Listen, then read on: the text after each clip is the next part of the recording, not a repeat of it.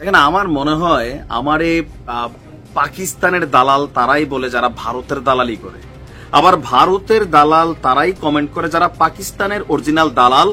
দেশ স্বাধীন হয়েছে, এদের ভিতরে পাকিস্তানের প্রতি পাকি প্রেম শেষ হয় নাই। নয়তো ভাই আপনি মানে কেন দালাল বলবেন, আপনি তো বাংলাদেশি, তা আপনি আমার ভারতের দালাল কেন বললেন?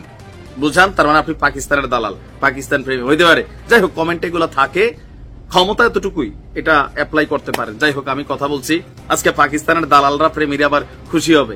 দেখেন, আমি নিউজ করি, আমি কোন দলের কোন দেশের পেইড এজেন্ট না যে টাকা খাইলাম অথবা ওই দলকে ক্ষমতায় নিব অথবা কোনো সুবিধা নিব। আমাদের কাজ হচ্ছে নিউজ করা, সো ওইটা আমরা করি। আপনার পক্ষে গেলে ভালো, আর না পক্ষে গেলে দালাল। যাই হোক, ভারত পাকিস্তানের মধ্যে অলরেডি আপনার যুদ্ধবিরতি হয়েছে, তাই না? কিন্তু যুদ্ধবিরতির পরেও বেশ কিছু ঘটনা ঘটছে যেগুলো নিয়ে আবার উত্তেজনা কিছুটা সৃষ্টি হচ্ছে। গতরাতে আপনার জম্মু কাশ্মীরের বিভিন্ন জায়গায় আপনার কিছু বিস্ফোরণের শব্দ শুনেছে। রয়টার্স, এএফপি তারা এগুলাকে নিশ্চিত করেছে। তো এটার পরেও কিন্তু পাকিস্তান থেকে কোন রকম স্বীকারোক্তি ওইভাবে দেওয়া হয়নি, বাট ভারতের দাবি ছিল এটা পাকিস্তান থেকে করা হয়েছে। এরপরে আজকে আবার ভারত পাকিস্তানের সীমান্তবর্তী একটা এলাকার নাম হচ্ছে রাজস্থান, প্রায় সম্ভবত 1100 কিলোমিটার একটা বিশাল বর্ডার। তো সেই রাজস্থানের বারমারের আকাশে, মানে ভারতের আকাশে আজকে রাতে ড্রোন দেখা গেছে, যুদ্ধ করার জন্য যে সকল ড্রোন আসে।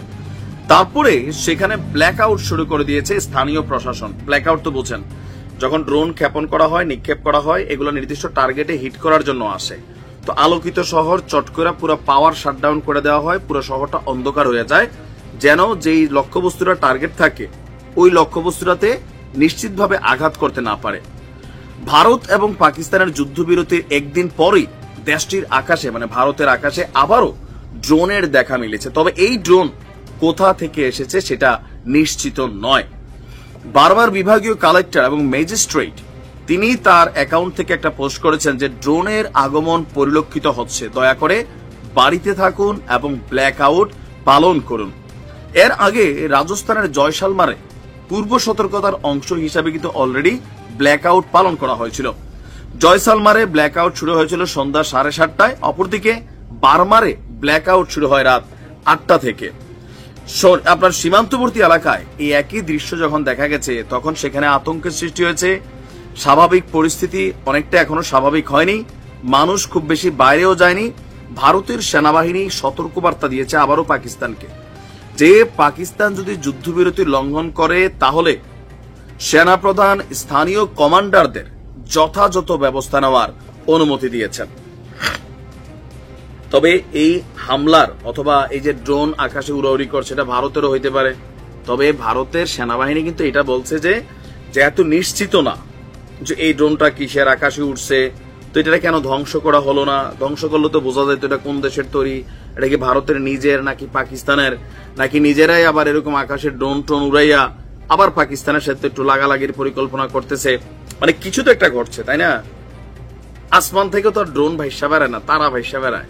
তো এই ড্রোন হতে পারে আভ্যন্তরীণ নজরদারি ভারতের ড্রোন, অথবা পাকিস্তান থেকে কোনো গোয়েন্দা ড্রোন যেগুলো ছবি, ইমেজ, তথ্য, ফুটেজ তোলা পাকিস্তানের কাছে পাঠাচ্ছে। এই ড্রোনটা নিয়ে এখনো রহস্য। তবে স্থানীয় মানুষের মধ্যে আতঙ্ক তৈরি হয়েছে, সরকারও সতর্কতার জায়গা থেকে ব্ল্যাক আউট করেছে।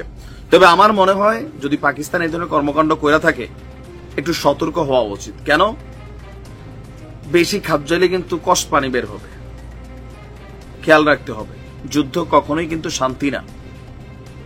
এখন আবার এটা হইতে পারে ভারত যদি এই ধরনের ষড়যন্ত্র রচিত আবারও করেন, সাবধান থেকেন। একটার জবাব কিন্তু এখনো দিতে পারেন নাই যে পেহেলগ্রামের ঘটনার আসল ঘটনা কি। আবার এগুলা দিয়ে যদি পাকিস্তানে কোন রকম অভিযান চালানো হয় তাহলে বুঝতে হবে যে ভারত ইচ্ছা করে পায়ে পা দিয়া ঝগড়া করতেছে। আকাশে ড্রোন উঠছে ভাই, নিরাপত্তা সিস্টেম আছে, আকাশ প্রতিরক্ষা সিস্টেম আছে, উড়াই দেন, উড়াইয়া শিওর হন কোন দেশের ড্রোন, আপনাদের নাকি তাদের, তারপরে বিবৃতি দেন। এটা ধোঁয়াশা থেকে যাচ্ছে না। ভালো থাকুন, আসসালামু আলাইকুম।